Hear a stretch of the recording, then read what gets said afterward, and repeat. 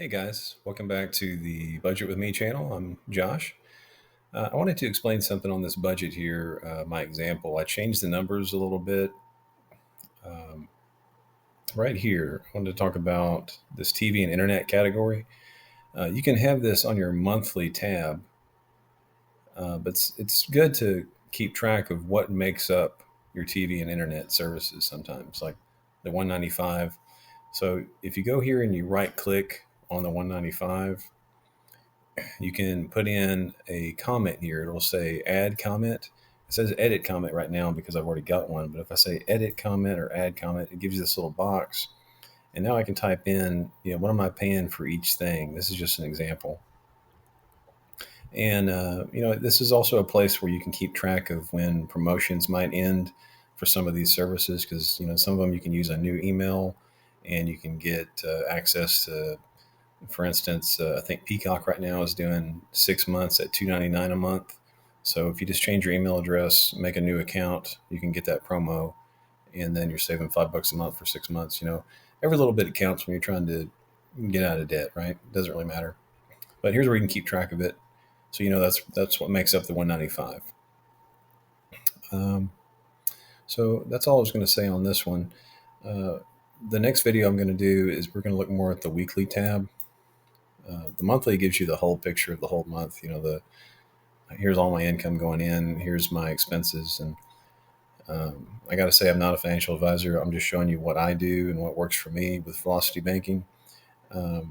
Once I get this down, and then I go to the weekly tab, this is where I can do my weekly projections based on paychecks.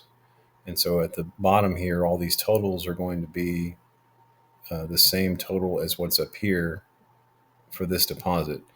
This is 1 week of expenses, so what I'm going to pay this week. So in this example, this would be the August 9th paycheck. And I put balance today for whatever's in the checking account today and then add my deposit. So I'm starting with $1,737. And in this scenario, we're going to pay the other half of the mortgage payment. So $1,100 comes out here, and then we're going to pay that car payment of $610. If we go back to the monthly tab, that's what our car payment is right here, is $610. So that leaves us with only $27 for that week of cash flow.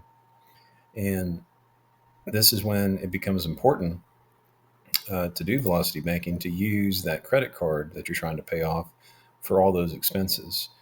And in this scenario, I chose this one because it has a higher minimum payment of $481 a month. My cash flow index is at 42.6, really close to this one.